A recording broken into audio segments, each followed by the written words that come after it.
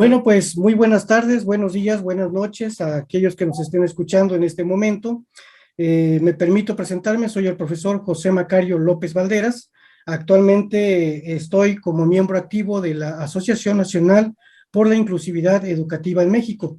Es para mí un honor estar en este momento presente y sobre todo tener a tan distinguida persona como profesionista e indudablemente como ser humano.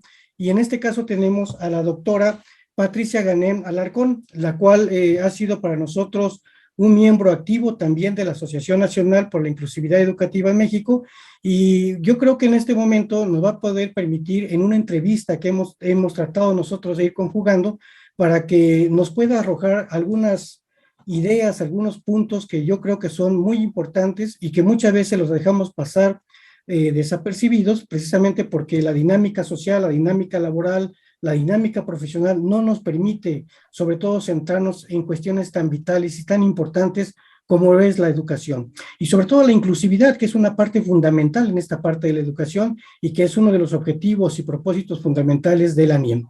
Así que, doctora Patricia, bienvenida. Es un placer tenerla aquí con nosotros y sobre todo tratar de tener una charla breve con usted y también no tan solo breve, sino en toda la medida de las posibilidades, hacerla tan amplia como sea posible y tan profunda sobre todo, porque hay cuestiones que creo que debemos reflexionar y cada uno de nosotros en nuestros propios saberes, en nuestra propia experiencia, en nuestra propia historia personal y profesional, creo que tenemos mucha riqueza que dar. Y yo creo que usted ha sido una persona que tiene mucho que darnos por la educación en México y sería para nosotros un gran placer, un gran honor que nos pudiera usted platicar pues con nosotros. Bienvenida, doctora. Muchísimas gracias, doctor Macario. Es un gusto que podamos iniciar estos diálogos, estas entrevistas, sobre todo los miembros que hemos constituido esta asociación. Así es que la agradecida soy yo y la que me siento verdaderamente honrada en participar en este espacio. Gracias, doctora. Pues bueno, vamos a dar inicio. Tenemos una pregunta que es fundamental sobre todo. Hace referencia precisamente a esta calidad humana. Y bueno, ¿usted cómo podría definirse a sí misma como persona? Platíquenos. Es una pregunta difícil, doctor Macario, porque creo que la definición que uno puede crear de sí mismo, primero requeriría muchos niveles. Entonces voy a tratar de definirme en esos niveles. Cuando alguien me pregunta cómo me definiría a mí misma, yo lo primero que digo es soy un ser humano. Pertenezco a esta extraña especie que hemos categorizado como seres humanos. Es decir, pertenezco a este grupo privilegiado en una escala de muchos otros seres. Entonces, lo primero que yo soy soy un ser humano. Pero luego soy un ser humano accidentado, ¿no? Que tengo otras categorías. Esos accidentes que a mí me gusta decir de mí misma es que soy un ser humano en un disfraz, en una dinámica de mujer, ¿no? Vine así y eso me gusta porque me ha ayudado a descubrir que cada una de estas posiciones que uno ocupa son de mucha riqueza.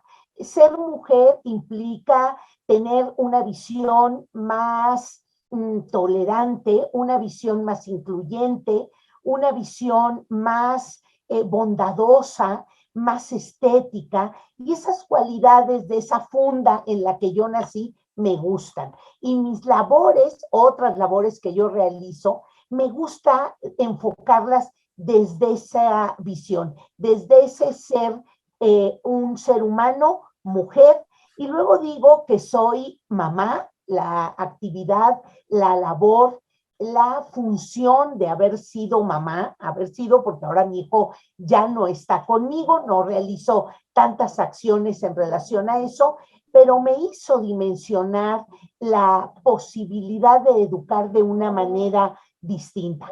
Y también soy maestra, es una de las funciones más bonitas que a mí me ha tocado realizar, tanto como madre, tanto como maestra, el hecho de acompañar a otra persona, a otro ser humano, a descubrir cosas. El aprendizaje es por tanto, una de las actividades que me definen a mí como persona, porque ayudar a otro a definir, a descubrir, a preguntarse, a indagar, a investigar, a dudar, es una actividad de veras privilegiada.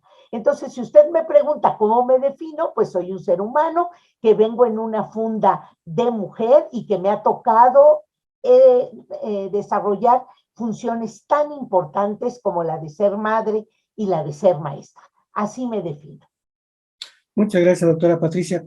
Fíjese que es muy importante ese punto que toca usted, y aquí viene otra pregunta que se correlaciona con la siguiente. Como usted lo comentó, ser mujer es algo difícil, sobre todo en un sistema donde ha predominado mucho esta actitud viril del ser humano, ¿no? Y en esta situación, a salir adelante, lo hemos visto, ha costado mucho trabajo, sobre todo en el caso de ser mujer. En esta relación que usted ha tenido en su vida personal, sobre todo personal, normalmente siempre se ha correlacionado esta superación de obstáculos que han venido a lo largo de la vida, a generar ciertas bases que le van a dar lugar, ¿no? En esta vida que ha tenido personal, ¿se ha correlacionado con esta vida profesional? ¿Ha sentido usted ese sobrepeso, ese balance? ¿Le ha permitido a través de esta visión profesional también ver a esta mujer que está luchando constantemente? Yo creo que la lucha de una posición de género como es ser mujer siempre va a encontrar ciertos privilegios, pero también va a encontrar ciertas dificultades. En la capacidad que cada una de nosotros tenemos de ir advirtiendo lo que sí podemos aprovechar para poder sacar a nuestro género adelante, porque no es una lucha individual. A mí me parece que en el caso de las mujeres, por esta herencia que traemos de muchas generaciones atrás, creo que cuando tratamos de establecer este equilibrio, siempre pensamos en las mujeres, nuestras hijas o nuestras alumnas o nuestras hermanas u otras mujeres que vendrán a futuro. Y esa dinámica hace que siempre en este guardar el equilibrio haya un compromiso de decir cómo continuamos esta lucha, esta dinámica, este trabajo y cómo se la facilitamos un poco a los demás. Pero creo que a mí me toca participar en una generación donde incluso no solamente pensamos en las mujeres como tales, sino que ya incorporamos también a los varones, porque también a los varones en estas nuevas generaciones les está costando trabajo encontrar una nueva función. A mí me toca esta generación donde, si bien ya teníamos cosas ganadas por muchas luchas de otras mujeres que nos antecedieron, el hombre, el varón, va quedándose también con una confusión de roles. Entonces, creo que estas generaciones que, digamos, nacimos entre 1940 y que hemos venido naciendo hasta nuestros días, si bien hemos aprovechado lo ya ganado, también estamos tratando de consolidar una lucha que en ciertos sectores todavía es desigual, donde hay grupos donde las mujeres todavía no logramos escalar, pero además que hay una variable importante en donde estamos luchando al lado de varones que también están buscando nuevas funciones y que queremos un equilibrio, es decir, el trabajo de equipo donde hay feminidades y masculinidades equilibradas es un trabajo muy enriquecedor, donde el varón voltea a ver la visión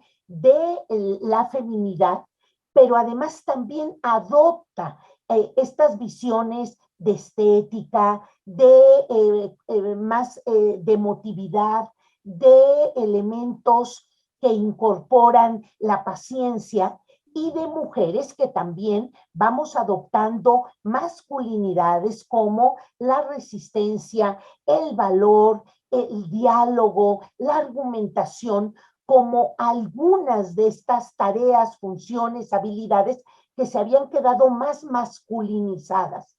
Entonces, sí es cierto, yo desde muy niña me di cuenta que parecía que veníamos como roles muy estereotipados, ¿no? Pero además nuestras madres, por ejemplo la mía, me ayudó a incorporar algo como tú estudia porque quiero que seas alguien en la vida, ¿no? Estas frases que nos van poniendo las generaciones que nos van arropando, que nos van educando, pero que a veces no encajan, ¿no? Porque yo en algún momento me volví madre y quise combinar la labor de ser madre y de ser profesionista, y a veces como que hay grupos que no lo permiten. Me decían, bueno, ¿y para qué sigues estudiando? ¿Para qué sigues esforzándote si tú ya eres mamá? Entonces, de repente uno cruzaba, ¿no? La idea que me había vendido mi mamá, la idea que otras mujeres me daban, y ese, digamos, combinar, ese ir generando nuevas maneras, nuevas formas, no es fácil, pero me parece que es una responsabilidad que tenemos. Yo la he asumido con mucho gusto. Cuando hay ámbitos que no puedo luchar, tampoco me desespero, ¿no? Pongo en voz, a lo mejor de algunos varones, frases, proyectos, y si los proyectos, las frases prosperan, ya no es quien lo diga, sino a quién vamos a beneficiar. A mí me parece que nuestra asociación, cuando habla de inclusividad, en eso está pensando. Por eso me siento tan cómoda en esta asociación, donde he visto que mis compañeros, mis compañeras, no peleamos con esos roles, esas funciones, sino más bien nos caracterizan los proyectos, programas, estrategias que puedan ayudar a la educación. Es así un poco como he tratado de equilibrar esta parte de haber nacido mujer, de encontrarme con varones, de encontrarme con mujeres que me dicen que hay roles establecidos, y mi propia lucha de ir equilibrando pues todo eso que me ha acompañado. Doctora, pensando en esta evolución que ha tenido su vida, ¿alguna vez Patricia, en su niñez, pensó en ser lo que hoy actualmente es como profesionista?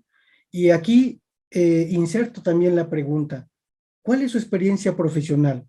¿Cómo lo ha logrado? ¿Qué ha consolidado usted en esta parte como mujer y como profesionista? Uy, maestro Macario, me acaba de hacer una pregunta que me puede llegar a conmover, y le voy a comentar, y a todos los que puedan escuchar este material, me encantará darles a conocer. Yo quería ser actuaria, doctor Macario. Desde que yo fui a la secundaria, iba yo a cursar la media superior, y pues yo ya tenía, ¿no?, identificado el área a la que yo iría para poder convertirme en actuaria. A mí me encantaba la prospectiva, y me parecía que la actuaría generaba toda una metodología en ese sentido. Pero además, esta anterior pregunta que me ha hecho, me parecía que había pocas mujeres, me parecía que era una carrera que retaba el intelecto femenino, y yo ya tenía decidido eso. Pero la vida a veces nos juega algunos trayectos desconocidos. Yo vivía en aquel momento en el estado de Veracruz. No soy veracruzana, yo soy nacida hidalguense, pero mis padres se fueron al estado de Veracruz. Y en ese momento, cuando yo iba a iniciar la media superior, estaba, el modelo era de 2 años de la media superior. Aunque la gran mayoría de los estados ya habían migrado a una media superior de 3 años, Veracruz, Tamaulipas y Coahuila todavía continuaban con el modelo de 2 años. Empecé mi media superior y terminando el primer año, mis padres deciden venirse a la Ciudad de México, donde ya hace más de la mitad de mi vida yo radico. Y resulta, pues que yo dije, me van a dejar allá, ¿no? En el estado de Veracruz, voy a terminar mi media superior y ya vengo a hacer actuaría, empiezo a preparar mis exámenes de admisión para diferentes universidades. ¿Y cuál es mi sorpresa, doctor Macario? Que mi papá dice, no, te vienes. Y me vengo yo a la Ciudad de México muy enojada, por cierto, y entonces me dice mi padre, bueno, ¿cuál preparatoria, cuál bachillerato, cuál modalidad de media superior quieres? Y yo dije, no, no quiero estudiar, yo ya no voy a estudiar, no me quieren dejar de hacer mi prepa en Veracruz, yo ya no voy a estudiar. ¿Y por qué? Porque llegando aquí a la Ciudad de México, no me quieren tomar en cuenta ese primer año y tenía que volver a cursar los 3 años. Para una escuincla, ¿no? De 15 años, llevar un año de prepa más otros 3 eran 4 años. Decía uno, eso es una carrera, no quiero. Entonces dije, no, me voy a poner rebelde y mis papás me van a mandar a Veracruz para que yo concluya. Pues no, no sucedió así. Mis hermanos comenzaron sus estudios en cada uno de los niveles que ellos estaban y yo nada más veía entrarlos y salir y veía que los días empezaban a pasar.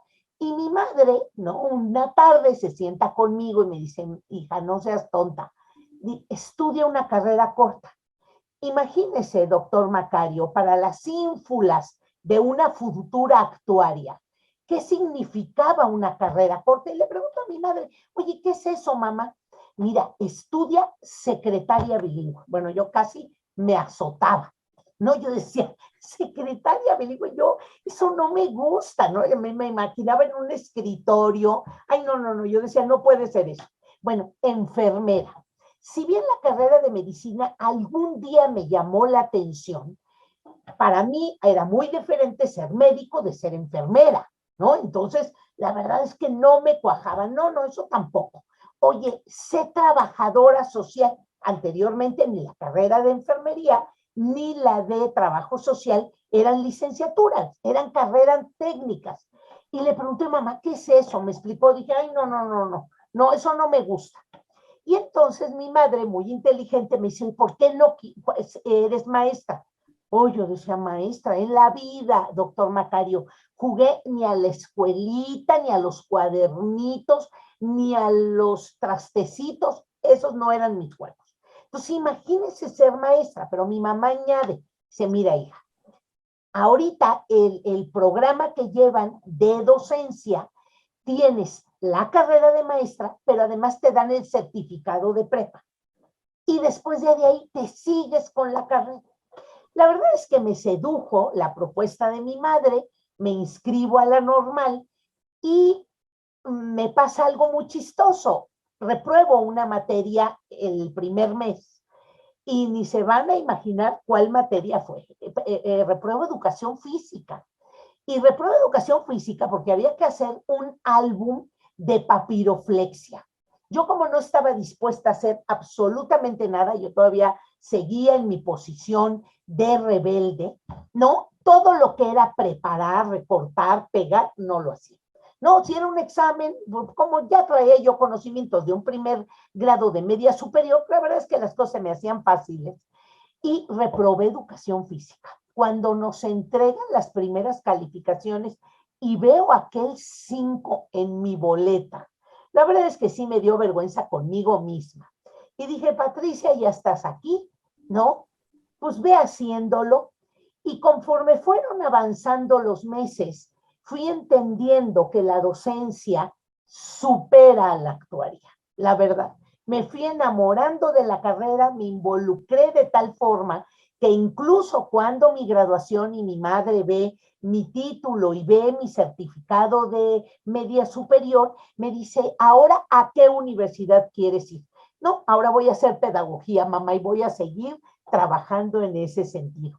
Así fue cuando llego a la docencia, doctor Macario, y me convenzo de que sí es cierto, hay algunas vocaciones que se descubren muy tempranamente, me admiran aquellos que logran descubrir sus vocaciones. Yo fui una vocación tardía y fui una vocación que se convence en el medio, en la normal. Ahí es donde yo encuentro que me encantaba ser docente. Y a partir de eso, doctor Macario, lo que yo he venido haciendo es tratar de entender a través de lo que yo he venido estudiando o haciendo, cómo logramos que cada persona se descubra a sí misma cuando aprende.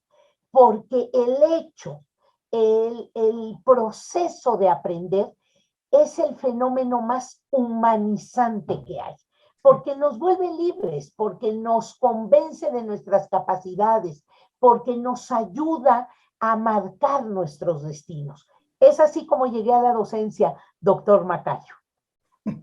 Una experiencia muy bonita, personal, y que de alguna forma sí impactó, ¿no? En lo que viene siendo ese sello, ¿no? Que decía este mismo Goethe, ¿no? Ese libro de 7 sellos. Y pensando en esta situación, doctora Patricia, al ser docente, al incorporarse como docente y al tener esta experiencia profesional, ¿qué es lo que más le ha impactado al ser docente? Yo sé que ha sido esta formación, este proceso de cómo aprendemos, cómo nos integramos, cómo nos humanizamos, ¿no? Pero ¿qué es lo que más le ha impactado? ¿Qué es lo que ha dirigido este actuar de la doctora Patricia como profesionista y que yo observo a un ser humano que está preocupada por la educación, pero que aparte no tan solo se preocupa, sino que se ocupa en diferentes acciones, en diferentes organizaciones, de tal manera que siempre está en esta actividad. ¿Cómo lo ha logrado? Yo creo que han sido tres cosas, doctor Macario. La primera, las preguntas y los ojos de mis alumnos. En cada uno de ellos siempre hay interrogantes, siempre hay peticiones, a veces solicitudes de auxilio, a veces vidas complicadas. Y en esos diálogos, en esas preguntas, en esas miradas de mis alumnos, siempre ha estado como la motivación más fuerte para querer continuar ayudando o influyendo en el terreno educativo. Lo segundo que a mí me parece que ha sido importante y me ha marcado es el hecho de que la educación siempre está en los discursos políticos, sociales, de funcionarios, de personas destacadas, de partidos, de diputados, de directores de empresa. Sin embargo, es a lo que menos recurso se le da y es a lo que menos visibilidad se le da. Y eso sí me constituye un detonador para continuar diciendo, los países que más han avanzado, los países que tienen sociedades con niveles de participación, de corresponsabilidad alto, es porque impulsan mucho sus procesos educativos, tanto lo que pasa al interior de las familias como lo que sucede al interior de la escuela. Eso me ha marcado, por supuesto, definitivamente. Y luego me parece que descubro un tercer componente que es el de cómo se ha construido el sistema educativo de este país.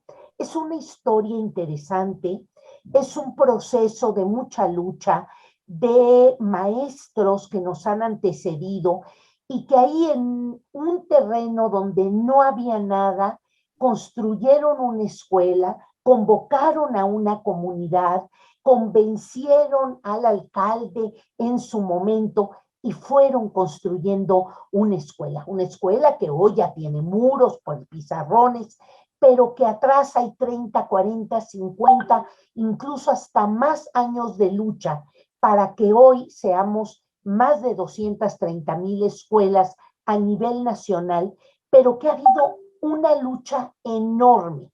Entonces, el solidarizarme con todos aquellos que han luchado por metodologías, por libros de texto, por escuelas, por apoyar a los profesores, Yo en este tercer elemento me sumo a esa lucha. Creo que son mis tres grandes motivadores. Doctora, he comentado en varias ocasiones que Francisco Larroyo, en lo que es un estudio que hizo en educación comparada, pues maneja tres momentos, lo que viene siendo las políticas educativas, las pedagogías innovadoras y la realidad educativa. Esos tres momentos para mí también han sido muy importantes y creo que usted en su experiencia ha estado en los tres. En esos tres momentos que usted ha vivido, y viene una cuarta pregunta que tiene que ver, ¿qué cambiaría usted en la educación si estuviera en sus manos? Pero en esos tres momentos, ¿cómo ha diversificado? ¿Cómo lo ha visto? ¿Cuál es su percepción de esos tres puntos? Pues maestro Macario, yo le voy a dar mi cartita a Santa Claus. Lo primero que yo cambiaría es que se seleccionara un secretario o una secretaria de educación que durara 12 años, que no tuviera funciones políticas, que fuera apartidista, que supiera profundamente nuestro sistema educativo y que se dedicara a hacer los cambios en política educativa que se requieran. Se necesita un esfuerzo sostenido. No puede un secretario o secretaria de educación en 2 o 3 años hacer una reforma. Necesitamos a un líder que en el campo de educación verdaderamente ame profundamente y se quede en el tiempo. Y que llegue otro presidente u otra presidenta, no nos cambia el secretario o secretaria de educación. Eso es lo primero que yo pediría. Otro de los cambios que realizaría es que, y lo voy a decir abiertamente, y no es porque no coincida con los movimientos sindicales, pero yo sí pediría a los sindicatos que se dediquen a crear las condiciones laborales óptimas para los maestros y que inviertan todas las cuotas sindicales a favor de una actualización permanente de los maestros, que verdaderamente construyan con esas cuotas sindicales centros de actualización, que doten de materiales, que vayan pensando en nuestros profesores ancianos para que logren centros de integración de los ancianos donde los maestros podamos ir. Yo por ahí también haría una convocatoria a los sindicatos para que dejen de meterse menos en la labor pedagógica educativa de los centros escolares y que mejor creen condiciones laborales mejores para los maestros. ¿Qué haría yo en el terreno metodológico pedagógico? Yo generaría una estratificación de escuelas donde yo diría las escuelas que pueden organizarse solitas, que los directivos tienen un perfil pedagógico muy bueno, donde los maestros tienen buena actualización, donde los resultados de los estudiantes son favorables, esas escuelas ya ni las volteen a ver. Por favor, déjenlas tomar decisiones, impulsar los aprendizajes de los chicos. Luego haría otro estrato, no intermedio, donde hay todavía directores, profesores que tenemos que seguir acompañando, mirando las metodologías. Por supuesto que a esas hay que seguirlas ayudando. Y luego pondría otro estrato donde hay escuelas que todavía tienen que luchar con la infraestructura, con la techumbre, con la barda perimetral, con la cancha, con que los padres de familia manden a los niños. Bueno, pues esas escuelas hay que darles otro acompañamiento. ¿Qué más haría? Por supuesto, generar a nivel de las metodologías una visibilización de aquellas técnicas, aquellas estrategias creadas por los propios supervisores, directores y maestros y que han dado resultado, con el propósito de que las escuelas miraran lo que los compañeros están haciendo y en función de esto escalaran, adoptaran, tropicalizaran lo que los propios maestros mexicanos hacen. Hacemos enormes cosas que lo que la política educativa es, nos marca alineamientos generales para todas las escuelas, como si en este país todas las escuelas fuéramos iguales. No, yo lo que haría es visibilizar o pediría que se hiciera las mejores prácticas y que cada escuela adoptara. ¿Qué más sugeriría? ¿Qué más me encantaría en esta carta a Santa Claus? Que los programas, los materiales fueran un gran supermercado para las escuelas y que le dijera a cada escuela, de acuerdo a su estratificación, ¿qué necesitas? Primero un diagnóstico. Ah, necesitas más materiales, tu dinero para comprar materiales. Ahí tienes tu supermercado, cómpralo. Actualización, necesitas infraestructura y que cada escuela con el dinero que se pueda otorgar, pues señale lo que necesita, no nada más de un programa y para todas las escuelas. Pues hay escuelas que ya no necesitan infraestructura, necesitan más metodología, necesitan más recursos o más materiales educativos. Y lo último que yo pondría en mi cartita a Santa Claus es verdaderamente un expediente por cada niño, donde verdaderamente la historia de cada uno de nuestros alumnos en cuanto a perfiles, en cuanto a logros, en cuanto a tipos, siempre quedara en un expediente electrónico para que cuando ese niño vaya a otra entidad, a otro municipio, los maestros a los que vaya a llegar, a la escuela donde vaya a incorporarse, puedan conocer el expediente del niño. Son algunas de las cosas que podría en mi cartita, ¿no? De los deseos para la educación. Excelente, doctora. Coincido con usted en todos esos puntos. Y cómo hace falta. Ojalá lo tomen en consideración y quien nos está escuchando, ojalá también tenga ese eco que se requiere precisamente. Doctora, ¿considera usted que en las políticas educativas sexenales que existen, no existe o existe un proyecto de nación donde esté implicitado precisamente un programa educativo a largo alcance donde verdaderamente se vea ese impacto posterior? Es decir, ¿tenemos o no tenemos una madurez política educativa? De tal manera que nosotros cada sexenio estamos cambiando constantemente programas y no estamos visualizando hacia un futuro. ¿Usted cómo lo percibe? No lo tenemos, doctor Macario. Creo que los que lo tienen son los maestros que tienen a sus niños y que ellos deciden un poquito mejorar la lectura de comprensión o impulsar el arte en sus niños o trabajar algunas habilidades de razonamiento lógico, matemático. Ellos van estableciendo un poco, de acuerdo a los niños como los reciben, ese pequeño proyecto. Pero a nivel nacional tenemos grandes trabas, estos cambios sexenales que vienen no solo acompañados de una figura en formato de secretario o secretaria, sino que vienen acompañados de una visión partidista, que es lo más peligroso, ¿no? Me parece que el programa, el proyecto de nación educativo debe de permanecer y debe de estar quitando estas visiones partidistas o estas visiones a veces ególatras de que yo soy el secretario o la secretaria y que yo quiero porque me lo imagino, porque alguien me lo platicó, porque hay una actividad que se va a implementar de compra de libros o de tabletas o de vaya usted a saber qué, y entonces le doy ese énfasis. Educación no debería de estar permeado por estas cosas. No, no lo tenemos, doctor Macario. Y eso es lo que hace que los maestros tengan expresiones de, bueno, ya llegó el nuevo secretario o secretaria. ¿Ahora qué quiere? ¿Ahora qué se les va a ocurrir? Esa es la expresión de los maestros.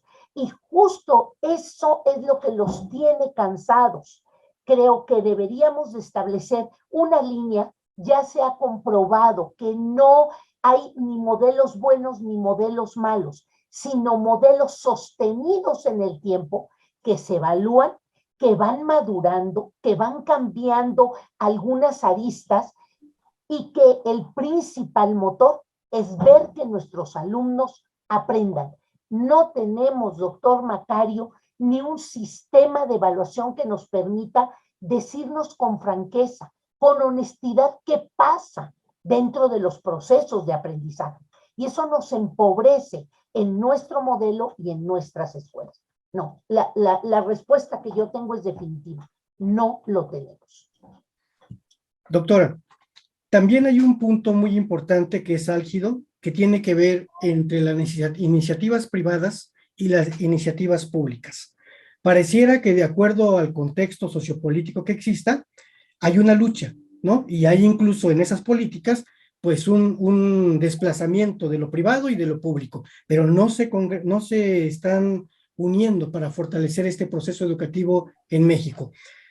¿Qué puede usted aportar en esta parte? ¿Qué puede usted comentar? Porque yo creo que usted ha trabajado en esos dos ámbitos, que es lo privado y lo público. Y yo pienso también que no debe ser maniqueísta, ¿no? Entre lo bueno y lo malo. O sea, dígame usted. Yo le comentaría como tres percepciones que tengo de esta lucha entre lo público y lo particular.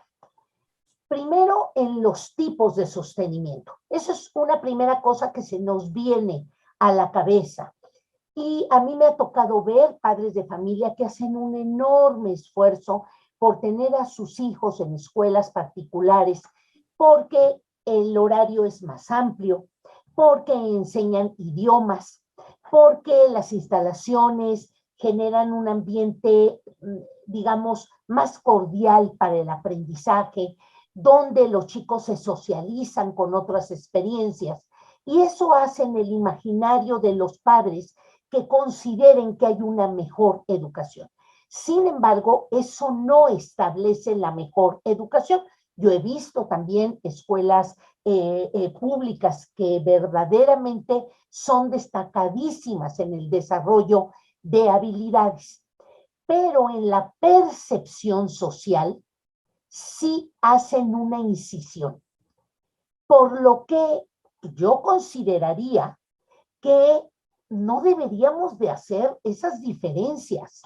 Incluso se ha manejado o se manejó en algún momento que a los padres de familia se les entregara el equivalente de lo que costaría la educación y que ellos decidieran en qué escuela los deberían de incorporar. Yo creo que habría escuelas públicas que no se darían abasto con la matrícula si los papás decidieran. A mí me ha tocado ver escuelas donde los padres de familia, y estoy hablando de escuelas públicas, verdaderamente hacen fila desde la noche anterior para poder obtener una ficha y que los chicos puedan pasar el examen, cosa que no es común, no es típico, pero que habla que hay maestros, hay un director que marca una ruta, hay un programa, hay proyectos, hay estrategias que los padres valoran mucho. Bueno, pues esto se consideró que era privatizar la educación. Yo diría, por favor, pensemos en que los egresados de cualquier institución van a llegar a empresas, van a llegar a organizaciones, van a llegar a instituciones donde van a trabajar juntos. Entonces, yo diría, ojalá pudiéramos borrar de nuestro lenguaje si una escuela es de un sostenimiento o de otro sostenimiento.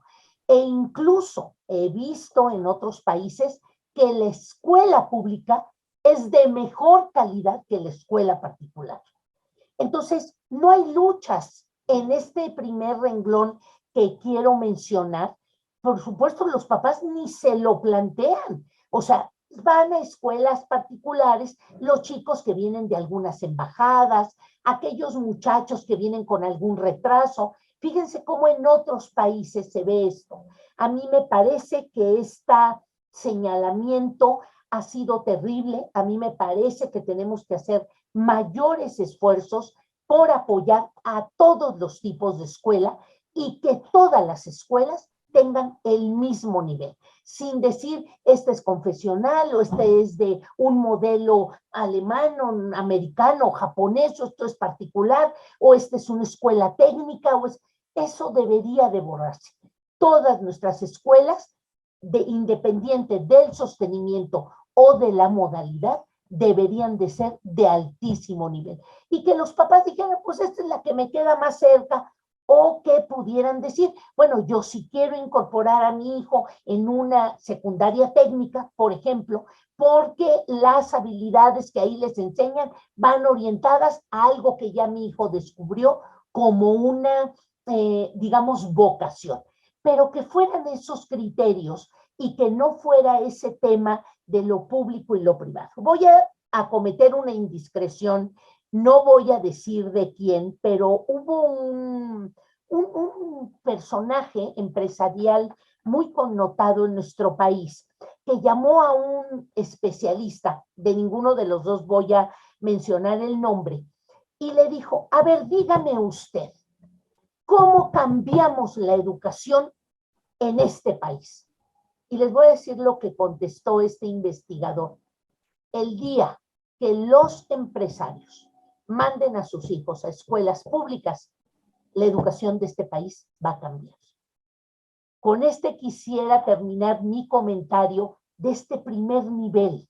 No deberíamos de luchar, toda nuestra educación debería de ser de altísimo nivel. Claro que estas diferencias van zanjando grupos, generaciones que no debería de ser. El otro segundo nivel entre lo público y lo privado, o lo público y lo particular, tiene que ver con estas gestiones que a veces las escuelas realizan para traer recurso a sus instituciones. Por ejemplo, me tocó en algún momento de mi vida profesional recibir, ¿no?, las propuestas de muchas casas de materiales, de muchas casas de lácteos, grandes empresas de lácteos, productoras de cereales, productores de equipamiento, de computadoras, para donar a las escuelas. Pues yo decía, pues hay que aprovechar, vamos viendo cómo mandamos todo ese recurso. El tema es que, pues para efecto de que todo ese recurso llegara, pues las escuelas debían de poner una plaquita, aquí hay una donación de esta empresa de productores de leche o de X y X, ¿no? Todas las escuelas que nos puedan estar escuchando lo van a entender. Era un pleito. Entonces, la política pública lo que hace es decir, no, no quiero donativos, ¿no? Porque era de veras algo complicado. Creo que en México todavía tenemos una grave dificultad por establecer una relación entre lo público y lo privado. Y no debería de ser. Las escuelas deberían de buscar que si la pintura con tal empresa y las computadoras, pues que se las donen tales. Y luego la actualización que lo done tal. Ahí creo que todavía nos falta un recurso, un mecanismo, un lineamiento, algo que ayude a que lo público y lo privado logren esta relación. Y ya un tercer nivel mucho más complicado, pues es esta incisión que a veces hay entre lo que es el sector gubernamental, que es claramente público, y luego cómo hacen un diálogo con lo privado, ¿no? Y esta lucha que a veces hay de que los empresarios son malos, esta narrativa que hay que los empresarios explotan. Y yo digo, híjole, ¿cómo le hacemos como para decir, pues el 70% de la población va a trabajar en un sector privado e incluso va a ser microempresario? Incluso la persona que pone su pequeño puesto de tamales o dulcecitos en la calle es un microempresario, ¿sí? ¿Cómo hacemos para hacer una reconciliación de una lucha que a mí me parece que no ha buscado salidas en ese mundo macro de la relación entre la empresa y lo gubernamental? Ahí tenemos mucho que hacer. Yo creo que está muy ideologizado esa narrativa ideológica de lucha, no de que debemos de ir en contra de los intereses. Híjole, tendríamos que tener mucho cuidado. No tengo respuesta, solo tengo experiencias en estos tres niveles y me parece que no ayuda. en ningún sentido como para poder hacer una reconciliación entre estos dos sectores que ninguno es ni mejor ni peor. Cada uno tiene sus funciones, sus tareas y cada uno debe dedicarse con honestidad a realizar lo que le toca hacer. Es una lucha que todavía tendremos que trabajar y que franquear, ¿no? Durante algún tiempo más. Estoy de acuerdo, doctora. Pues bueno, falta mucho todavía por construir este proyecto de nación. Ahí entra lo privado y lo público, entran todas las esferas de la sociedad, entran todas las ideologías, todas las formas de pensar. Y bueno, creo que es una yo pensaría que incluso es una de las tareas que nosotros tenemos como ANIEM, ¿no? Buscar esta inclusividad de tal manera que busquemos integrar un proyecto de nación tan importante y tan fundamental que creo que lo estamos olvidando. Y cosificamos nuestras relaciones humanas, cosificamos las relaciones pedagógicas y no nos ayudan a ser mejores. Queda como, pues, como una plática, queda como una experiencia, como parte de pues yo diría, reflexión que está abierto hacia toda la comunidad, hacia todos aquellos que nos escuchan y que de alguna forma pues contribuyan, ¿no? Hay que contribuir, hay que ser parte de este proceso para que juntos podamos construir un México mejor. Doctora, nos quedan unos puntos, pero que van correlacionados en su línea de investigación, de preocupación filosófica, ontológica, educativa, que tiene que ver con esos procesos que estamos llevando profesional, y también en estas producciones que usted también, yo creo que ha contribuido mucho en esta literatura educativa a nivel nacional, y bueno, no sé si me podría usted compartir o nos podría compartir también esta experiencia. Yo tengo ahorita, doctor Macario, tres líneas que me interesan mucho. La primera es la de alfabetización inicial y lectura de comprensión. A mí me parece que en este país no hemos establecido una política clara de cómo los maestros deben de iniciar a los niños en un aprendizaje tan importante como es el descubrimiento de lo que se piensa se puede escribir. Esa parte es maravillosa. Yo tuve primer año de primaria y ver a los niños descubrir cómo lo que pensaban y yo se los ponía por escrito, decían todo lo que yo pienso y todas las palabras que yo te diga, tú me las puedes escribir. Claro que las podemos escribir. Cuando un niño pequeño descubre eso y le ayudamos a ir descubriendo las reglas de nuestro idioma, verdaderamente es un niño o una niña que nunca vamos a parar. Y lamentablemente en este país hemos enseñado a leer y escribir, hemos hecho este acercamiento a los niños con metodologías fonéticas o metodologías alfabéticas, lo que fractura la forma de pensar de nuestros niños. Claro, y luego años después les pedimos que comprendan lo que leen. Pues no lo van a comprender nunca, va a ser un proceso muy doloroso. Entonces, esa es una línea que estoy siguiendo, estamos produciendo materiales, estamos acompañando a los maestros de tercero de preescolar y de primero de primaria a romper. Es un proceso complicado, a veces ni los propios maestros lo entienden, pero bueno, yo seguiré un poco en esa lucha. La otra es la de evaluación de la política educativa, doctor Macario.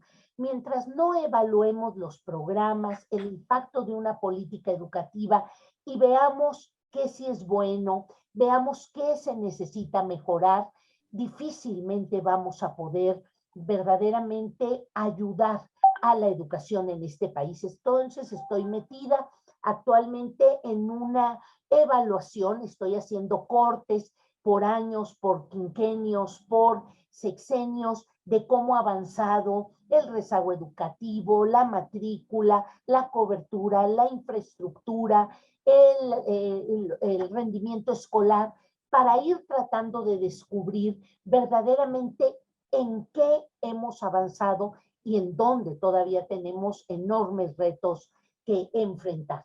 Y lo otro tiene que ver con que el maestro observe el aprendizaje. Es decir, deje de planear para enseñar, mejor planee para que el niño aprenda. que seleccione estrategias para ver el proceso de aprendizaje del niño, no estrategias para que yo enseñe y acabe más rápido con mi programa. El cambiar en la visión del maestro de ser un mediador, de ser un facilitador del aprendizaje y que renuncie a toda esta dinámica más burocrática de enseñar, esa es una tercera línea que me tiene ocupada. Entonces, pues son las líneas, doctor Macario, que en este momento, 2022, me tienen ocupada. Y doctora, ¿alguna publicación que haya tenido, un conjunto de publicaciones? Me parece que también ha dirigido algún conjunto de publicaciones, ¿no? Sí, tenemos activa una serie que se llama la serie de formación y práctica pedagógica, donde invitamos a especialistas, sobre todo especialistas maestros, especialistas directores, especialistas supervisores, que han trabajado mucho sobre un tema, que le ayudamos a sistematizarlo para que pueda publicarlo, porque normalmente estas publicaciones están muy llenas, están muy enriquecidas del factor de aula, de escuela, y que ese es un lenguaje que los maestros entienden muy, muy bien. Entonces, sí, seguimos activos en esta serie de formación y práctica pedagógica, y que bueno, pues si algún interesado que nos escuche quiere publicar algún tema de evaluación, de matemáticas, de lectura de comprensión, algún asunto relacionado con la gestión escolar o alguna asignatura en lo particular, alguna estrategia que hayan realizado, por favor, escríbanos aquí a NIEM y con mucho gusto les ayudamos a poner por escrito ese tema. Doctora, una última pregunta, bueno, penúltima. Ha presidido usted varias organizaciones y está presidiendo actualmente varias. ¿Podría comentarnos algunas de ellas? Sí, yo soy una gran creyente que los equipos organizados, que los equipos que encabezan una temática son muy valiosos. Son una manera de agrupar, de incluir a otros compañeros y compañeras.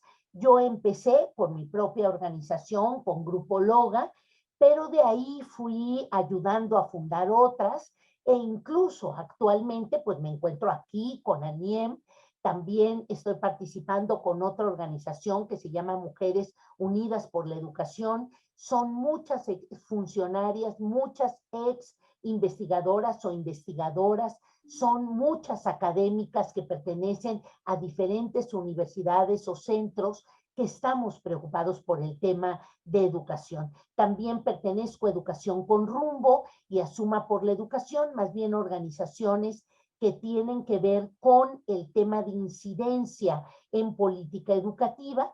Y también actualmente, cuando yo dejo de ser funcionaria pública, pues me invitan a continuar este trabajo desde la visión más privada y me incorporo como secretaria, como la presidenta de la Comisión de Educación de Coparmex. Entonces, bueno, pues estamos ahí, doctor Macario, participando. También pertenezco a otra red, que es la red de capacitadores a nivel nacional.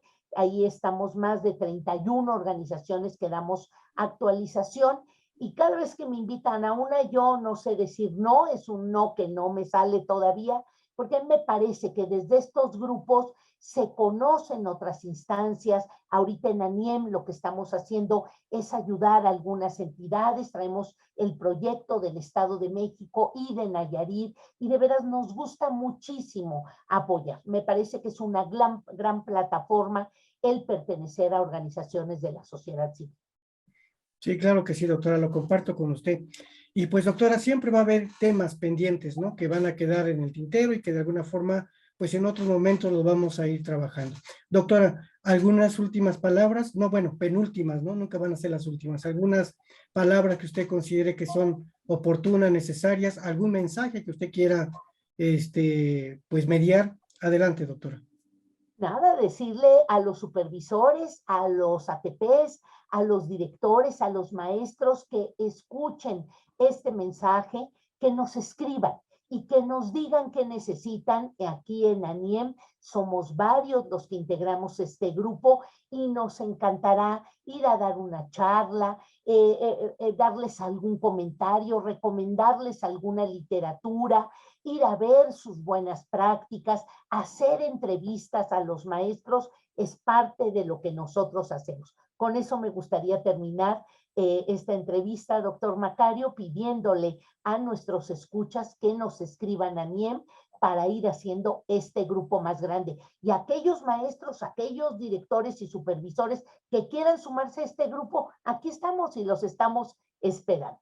Claro que sí, doctora Patricia Ganem Alarcón, pues es un gran placer para nosotros haberla tenido, tenerla en este momento, ser parte, miembro activo de lo que viene siendo la Asociación Nacional por la Inclusividad Educativa en México, y pues no me resta más que darle las gracias, desearle el mayor de los éxitos en todas las esferas en las cuales usted se mueve, y que bueno, al final este mensaje tiene que ser escuchado, y qué mejor que de una persona que tiene pues una riqueza increíble en su historia personal, profesional, humana, y bueno, no queda más que reflexionar todas esas palabras que usted nos ha comentado, y pues de antemano, muchísimas gracias, doctora.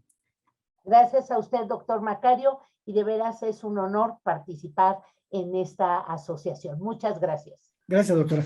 Pues muchas gracias a todos, compañeros maestras, compañeros maestros, a todos aquellos, a público en general, pues bienvenidos a esta primera entrevista que tenemos con algún miembro activo de la Asociación Nacional, y que sobre todo ustedes se unan a nosotros a ser parte de este grupo que buscamos verdaderamente también una transformación en la educación en México, y sobre todo, lo más importante que estuvimos platicando, crear un proyecto de nación que tenga como fin la educación, porque sí se ha documentado que la educación es uno de los pilares fundamentales o uno de los sectores que se han descuidado, pero que sí se fortalece y le damos el peso que corresponde, podríamos transformar a esta gran nación que es nuestro México. Muchas gracias, buenos días, buenas tardes, buenas noches, hasta luego.